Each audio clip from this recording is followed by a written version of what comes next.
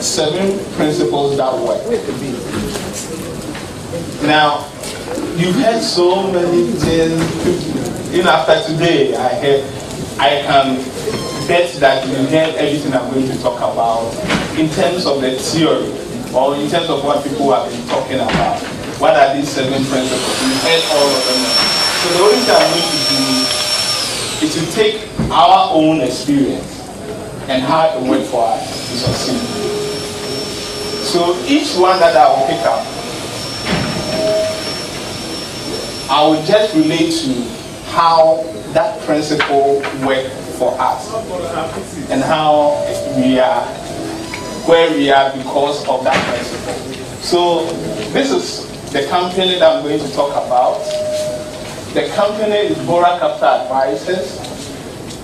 2013 is when the idea came. December 30th is when we got the incorporation document. So really we were formed in 2014. NCC approved that in February. We were forced to start actually supposed to start from June 2014. And then MPRA gave us approval to do pension fund management in September 2014. So we are effectively less than 3 years old. And this is what we do. We have 2 sets of businesses: asset management and corporate finance. Asset management, we are like more or less like a small company of data bank trying to manage people's funds. That's what we do. And then advisory is my life. That's what I've been doing. If somebody wants to buy a bank today, he calls me. If you want to buy a bank today. So for instance, when Heritage wanted to set up, it was easier for them to call me. And today Heritage Bank is there. To go to Bank of Ghana, get approval, how do you set up a bank in Ghana? That was business plan, who do you talk to, those things, big things. That's what we did. And Omni Bank the same way. So it was funny helping Omni Bank from Union Savings and Loan to become a bank, and at the same time helping Heritage to come. And I have just bought, in fact my last deal for Fidelity Bank was buying Pro Credit for Fidelity. That was my last job at Fidelity. So this advisory is my life. That's what I do. I can do it in my sleep. But really what moves me, what my passion, the thing I like, is this side of the business. So we started 2014, and when we said we have started, the ship has already set a sail. It's taking off. Anybody who wanted to do pension fund management and started in 2014, the boat was at sea. Data bank, all the big IC Securities, Merchant Bank, all those big guys are doing it. And pension fund management is like creating mini snakes. I don't know if anybody else, you are creating mini snakes. And we all knew that within 5 to 10 years, there will be maybe 10 or 5 giants, and everybody else will be scraping under. You know, the thing is already gone. Because Ghana, if you get the big companies, in fact, all taxes come from how many companies? Less than 100 companies in Ghana. So all the rest is really not much. And that's what we were faced with when we started this in 2009. And we were starting, 2014. So guess what we had? Less than 1 million cedis in 2014. And the industry was almost 2 billion. The entire industry had almost 2 billion in pension funds management. And we were starting with what? We ended the year with 1 million. So today we are 150, and we think that we are among the top 10. We were licensed at number 48. An industry that is going to have, 10 giants. You are licensed at number 48. and you want to be there. The top 25 today, each one of them has been around for almost 20 years, if not more than that. And you want to be part of this, you want to be a major player. That was the fact we faced when we started. So, but what helped us, I'm putting this in context, and then you see that the principles that help us to that we can say today we are among the 10, among number 10 or not less than number 12. In fact, when 2015 results came, we were already number 13. And look at the amount that we had jumped from 1 million to 30. We were managing 30 million cities within a year. And that when the results came out, we are already number 13. But of course, the big giants are already gone and you are catching up. So moving from 13 to 10 is a daunting task. Our aim is that we should be confirmed by the regulator that we are among the top 10 by September. And already we think we are there, but it should be confirmed, officially confirmed that we are among the top 10. And that's the context. But it happened in Ghana, 2014, that's when we started. So what will you do? And these are the 7 principles that we use. The first one, boss, can you help me? Okay, first principle is what we call integrity. Your integrity. I wasn't sure whether I should use reliability or integrity, but at the end of the day, we chose integrity. My office boys, and in fact, the whole presentation was done by the guys in my office. So if I don't read, at least you know that somebody else put that one together. I mean, this is what I know. Integrity. Now, how does it help in Ghana? You know, I've given a quotation here. Take your time and read those quotations. I've given you what is supposed to read it, but listen to how integrity helped us make money. And people gave us more funds. This is how it works in Ghana. If people can believe that when you say you solve this, or they believe that when they give you money, you will not run away with the money, they will give you more. If you go out there and say that we will deliver your reports by the 1st, latest the 3rd day, end of the month, don't joke with it. Why? Somebody else is joking with it. And the guy is prepared to move that guy's business to you if you don't joke with it. So we made it our point that as far as we are concerned, we will be the one that will not cheat the customer. Classic example. Most fund managers, you've gone, all of you, you are middle income, so you put money with a fund manager in Ghana. Majority of you, when you go to your fund manager and you are investing money with them, they will give you a certificate that, oh, you giving us 50 cedis at this rate, and you live with it. Your report will never say where they have invested your money, unless they are buying shares of Ghana treasury bills. Why?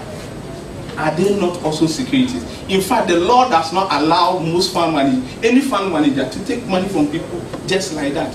But they do it because he's taking your money to say a bank and go and he will get say 26%.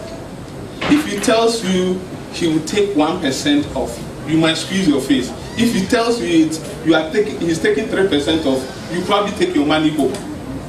So he won't tell you, but he will tell you that I can get 24% for you, and you are happy. As soon as you leave, he takes the money, give it to somebody at 28. He's getting 4%. Cool. And any money that you give to a lot of fund managers, that's what you do. One, the law does not allow them. Two, they get more money, and they are squeezing the customers. But guess how that helped us? That's integrity. Every client that we do, we will tell you, a lot of our clients' money goes to Delex. If you get your month-end report, it is there, Delex. And Delex, if you go to Delex, Delex will tell you, we give Bora at 26. Because they know that is what we've told our clients. And Delex does not turn around to give any of our staff 1 CD for giving a rate at 26. If they decide to go down below a rate I don't like, I take the money away. I am straight up with all our clients. Guess what happens? And another fund manager who is doing a pension fund will go to the same bank that we are giving monies to, and because they are doing their things, they are not telling the pension fund trustee that they have their cut or somewhere else. The rate that they will communicate will always be lower than what Bora is quoting for that trustee. So the young guy sitting in the office who doesn't know what is going on, when anytime they get money, guess who they will call? The fund manager who is always giving us what? The best rates. And that's how we move from an unknown quantity to become among the top 10. If we have decided to take maybe 1% of the pensions, people's pensions, and maybe we only have 20. Because there was no competitive edge for anybody to give the money to us. So that is where we said we will level up with everybody, and we will get our small income from becoming big and it work. So be reliable, don't try to make short-term gains. You might not survive. Today, if I go back today, can you go back one slide for me? Back, sorry. Yes. If I go back today, we were licensed at number 48. Today they are 78. But guess what? The top 10% controls as much as 85% of the market. Now let's go to here. Focus on the big picture. I knew what I was doing and that I was prepared to do the sacrifice. Focus on the big picture. We wanted to build the largest asset, our top 10 million. When I was leaving Fidelity 2014, my basic salary was 11,000. For 11,000, that's basic. Add on all the other things. Guess what I got at Bora when I went? First 2 months of 2014, 2,000. In fact, we had some filings that said only 500 Ghana. That was my salary. I had to pack my X5 or whatever was there. But I was willing. You see, the boat has already left. I wasn't going to listen to my wife saying that there's no basket or things in the house. And I closed my mind. I wanted to be on that boat. You had to swim to survive. So we know this business is going to break even 3 to 5 years. Today, if I start that business, I will get all the salaries I lost, plus more. But when you are prepared to focus on what you want to achieve, the discomfort and lost income is nothing. You will get it back. That is important. Focus on what you want to do. You will get it back. Here, talent. No family thing. The guy, pick the people who knows how to do. There are three people in my family who haven't got jobs. But we went to Legon and said, give us your best people, smart guys. We talked to the professor. Give us the smartest guys that you know.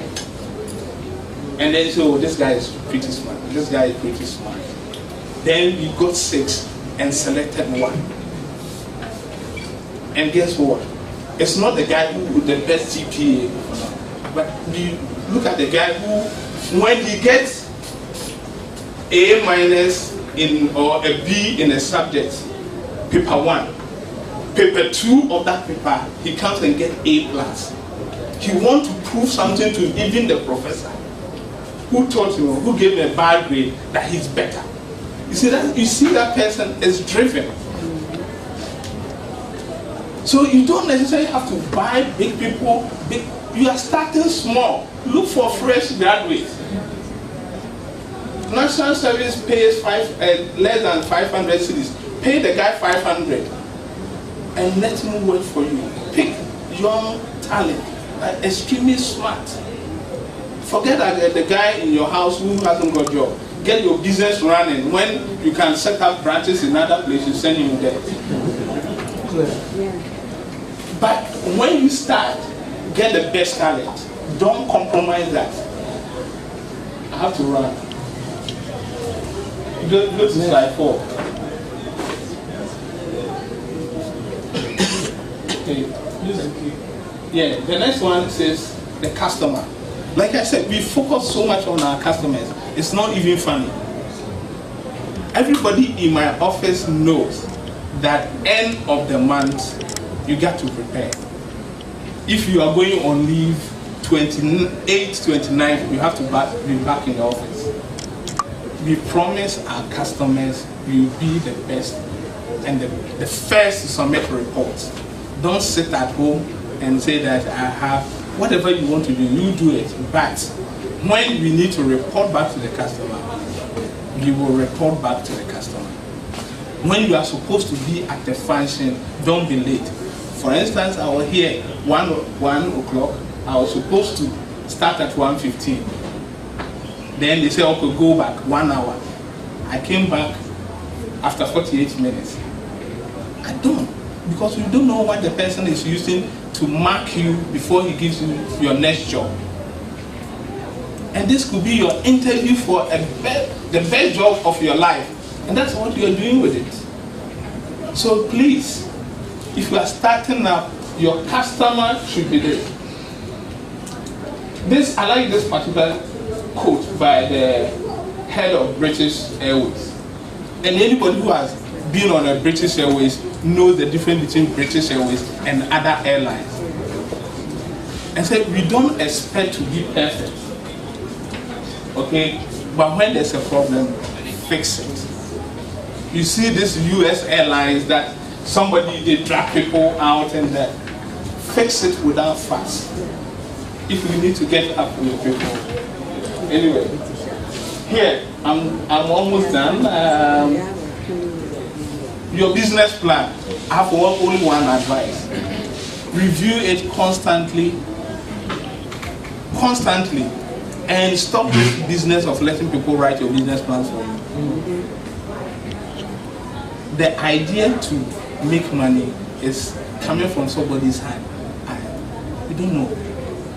Work on it. That is when you fine-tune the problem. You can get rid of 80% of your problem if you run and prepare your own business plan. I wrote my business plan myself. I do it for people. I will do it for you to get a banking license, to do whatever, to buy a bank. And guess what? One of the things that a mentor told me that I took like he said, Nana is tough. My mentor told, he's not really my mentor, but he's not my mentor, but somebody, Joe Jackson's boss at Delis. He told me, Nana is tough. So keep your overheads down. Keep your overhead down. After that, the X5 got packed. I used my wife's Sonata. I can buy X5. In fact, I have one at home. But anyway, last one, and then we are done. Please help me. Okay.